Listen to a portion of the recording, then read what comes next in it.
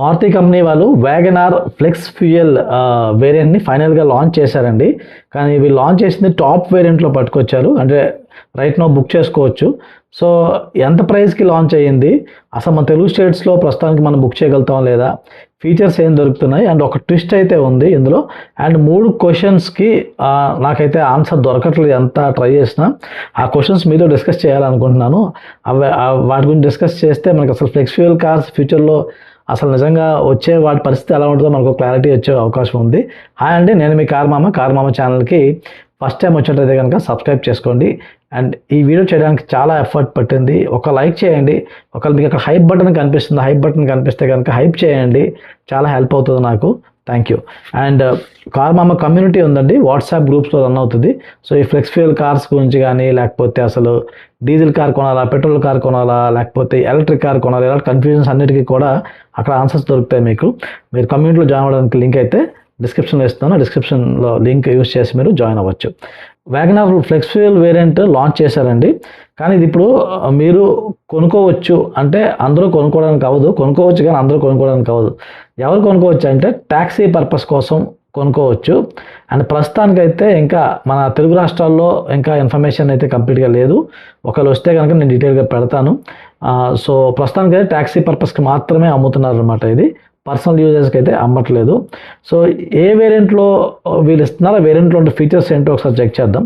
So వీళ్ళు flex fuel variant అని చెప్పేసి ఒక వేరియంట్ వీళ్ళు ఉంది. ఆ వేరియంట్ ఏంటంటే ZXi ప్లస్ మాన్యువల్ ట్రాన్స్మిషన్ ఉంది, ZXi ప్లస్ వేరియంట్. సో దీని ఫీచర్స్ ఎగ్జాక్ట్గా ఏమైతే ఉన్నాయో సేమ్ ఫీచర్స్తో అయితే లాంచ్ చేస్తున్నారు. సో 1.2 లీటర్ ఇంజిన్ అయితే దొరుకుతుంది, 7 ఇంచ్ టచ్ స్క్రీన్ ఉంది, wireless Android Auto, Apple CarPlay, 6 air bags, electronic stability program ఉంది, 60:40 ఫోల్డబుల్ రేర్ సీట్ ఉంది, అలాయ్ వీల్స్ దొరుకుతున్నాయి, తర్వాత రేర్ వాషర్ వైపర్ దొరుకుతున్నాయి. సో ఇది ఆల్మోస్ట్ టాప్ వేరియంట్ అని చెప్పుకోవచ్చు వ్యాగనార్లోని. బట్ ప్రైజింగ్ వైజ్ చూసుకుంటే టాప్ వేరియంట్ ZXi ప్లస్ యొక్క ప్రైస్ చూసుకుంటే ఎక్స్షోరూమ్ ప్రైస్ ఏమో 6,38,000 అండి, నార్మల్గా ఎక్స్షోరూమ్ ప్రైస్. బట్ ఈ ఫ్లెక్స్ ఫ్యూయల్ వేరియంట్ ఏదైతే ఉందో ఇది 7,24,000, అంటే ఎగ్జాక్ట్గా 86,000 ఎక్స్ట్రా పడుతుంది అనమాట. సో ఈ 85 కాబట్టి ఇక్కడ 85,000 ఎక్స్ట్రా పెంచినట్టుంది. అండ్ 86,000తో అయిపోదు ఇక్కడ మనకి. 86,000 మనకి ఎక్స్షోరూమ్ ప్రైస్ మీద ఎక్స్ట్రా పడుతుందంటే ఆన్ రోడ్ ప్రైస్ మీద ఆల్మోస్ట్ మనకి 1 lakh రూపీస్ అయితే ఎక్స్ట్రా పడుతుందండి. సో 1 lakh రూపీస్ ఎక్స్ట్రా పెట్టి ఇప్పుడు ట్యాక్సీ పర్పస్ కోసం కొనుక్కునే వాళ్ళు ఎందుకు కొనుక్కోవాలి, ఏమన్నా నిజమైన కారణాలు ఏమన్నా? సో 1 lakh ఎక్స్ట్రా పెడితే వాళ్ళు దొరికే బెనిఫిట్స్ ఏంటి అని ఆలోచిస్తే నిజంగా దానికి ఆ క్వశ్చన్ నాకు ఆన్సర్ దొరకట్లేదు. ఎందుకంటే 1 lakh ఎక్స్ట్రా పెడుతున్నారు. సో పోనీ E85 కాస్ట్ ఏమైనా బాగా తక్కువ ఉందా అంటే E85 పెట్రోల్ కాస్ట్ కూడా 82 రూపాయలు పెట్టారు. దానివల్ల మైలేజ్ మాత్రం E85 పెట్రోల్లో మైలేజ్ తక్కువ వస్తుంది మనకి. సో అవన్నీ క్యాలిక్యులేట్ చేస్తే ఇప్పుడు పెట్రోల్కి లైక్ E85 ఇథనాల్, E85 పెట్రోల్కి, E20 పెట్రోల్కి రన్నింగ్ కాస్ట్ ఆల్మోస్ట్ సేమే ఉందండి. మహా అయితే ఒక ₹10 అంత డిఫరెన్స్ రావచ్చేమో కిలోమీటర్కి. సో అది చాలా ఎక్కువైతే కాదు, బట్ మైనర్గా డిఫరెన్స్ కనిపిస్తుంది. అండ్ రియల్గా కార్ వచ్చి నడిపాక తెలుస్తుంది ఎంత నిజంగా మైలేజ్ వస్తుందని, అప్పుడు చెప్పగలం. సో ఇంత తక్కువ మైలేజ్ డిఫరెన్స్ ఉంది. సో ట్యాక్సీ వాళ్ళు ఎందుకు దీన్ని అడాప్ట్ చేసుకోవాలి అని నాకు అర్థం అవ్వట్లేదు. అండ్ ట్యాక్సీ వాళ్ళు ఎందుకు ఎంత ఎక్స్ట్రా ఖర్చు పెట్టి తీసుకోవాలి ఈ కార్ని అనేది నాకైతే అర్థం అవటం లేదు.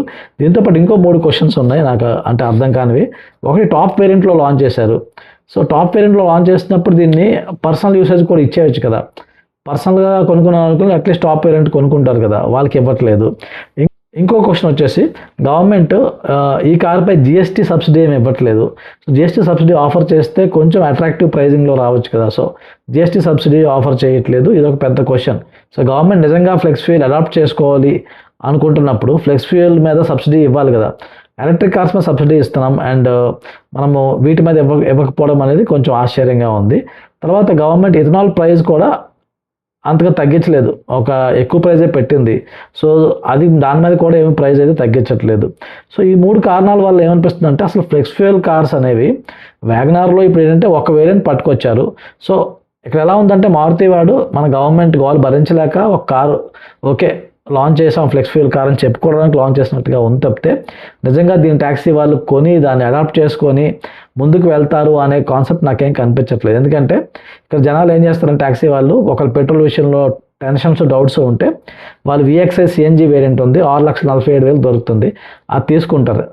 ఎందుకు మనకి ఇదని చెప్పేసి దీన్ని పక్కన పెట్టేసి VXI CNG వేరియంట్ తీసుకునే అవకాశం ఉంది కదా.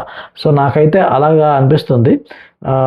అండ్ ఫ్లెక్స్ ఫ్యూయల్ అనే దాని గురించి ఇప్పుడు నిజంగా మీరు ఫ్లెక్స్ ఫ్యూయల్ కార్ కోసం వెయిట్ చేయాలనుకుంటే ఈ ఒక స్టెప్తో మనకు అర్థమవుతుంది అసలు నిజంగా ఫ్లెక్స్ ఫ్యూయల్ కార్స్ అనేవి కార్ కంపెనీ వాళ్ళు ఎలా లాంచ్ చేయబోతున్నారు, లాంచ్ చేస్తే అవి ఎప్పటికి వస్తాయి అనేది, అవైలబిలిటీ ఏంటి, ఇవన్నీ కూడా. అండ్ లాంచ్ చేసి పట్టుకొచ్చి దాన్ని టాప్ వేరియంట్లో పెట్టారనుకోండి, అప్పుడు నిజంగా చాలా పెద్ద హెడేక్ అవుతుంది కదా. అంటే ఇప్పుడు ఫ్లెక్స్ ఫ్యూయల్ అనేది ఎవరు కన్సిడర్ చేస్తున్నారు, ఎక్కువ భయం ఉన్న వాళ్ళు కన్సిడర్ చేస్తున్నారు. ఇప్పుడు టాప్ వేరియంట్లో పట్టుకెళ్ళి పెడితే మిగతా ఒకవేళ మారుతి వాళ్ళు వేరే ఫ్రాంక్స్ కానీ ఇంకేదైనా లాంచ్ చేస్తున్నారు, లేకపోతే వేరే టాటా వాళ్ళు పంచ్లో లాంచ్ చేస్తారు.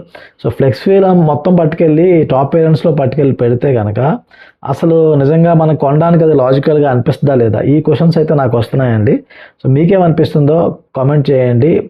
అండ్ కార్ మామ ఛానల్కి సబ్స్క్రైబ్ చేసుకున్నట్లయితే సబ్స్క్రైబ్ చేసుకోండి, ఎందుకంటే ఇలాంటి డీటెయిల్డ్ ఇన్ఫర్మేషన్ అంతా కూడా మన ఛానల్లో పెడతాము. అండ్ మీరు ఫ్లెక్స్ ఫ్యూయల్ కార్ కొనొచ్చా లేదా అన్నది కూడా ఒక డీటెయిల్ వీడియో చేశానండి, అది కూడా మీరు చెక్ చేయొచ్చు.